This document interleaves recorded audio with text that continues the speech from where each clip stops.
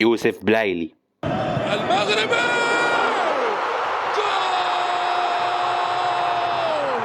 يوسف بلايلي يعتبر واحد من احسن اللاعبين المحليين في قاره افريقيا، بس قصته هنا تعتبر واحده من افضل قصص العوده في الكوره، وهي تعريف حقيقي للراجل اللي نهض من الركام. وفي الفيديو ده هتكلم عن قصه صعود يوسف بلايلي.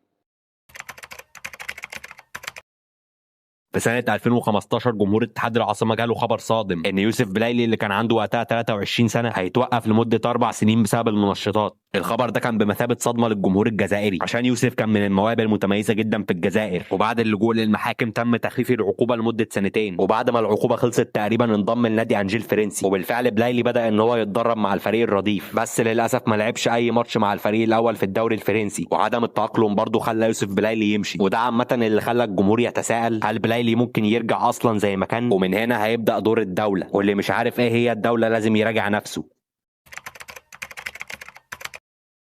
يناير سنة 2018 يوسف بلايلي رجع للترجي، والكل كان فاكر وقتها ان هو انتهى، خصوصا ان بقاله كتير ما لعبش اي ماتش احترافي. بس يوسف بلايلي صدم الكل حرفيا، هو بدع وانفجر مع الترجي وقدم مستويات ممتازة، وقدر انه يحقق بطولتين دوري معاهم، ولعب دور مهم جدا في دوري ابطال افريقيا، بحيث كان ليه دور مميز جدا في الرومونتادا قدام الاهلي سنة 2018، وسجل هدف المكسب ضد الوداد في 2019. باختصار مستوى بلايلي رجع، بس اللقطة اللي جاية هتكون اسطورية.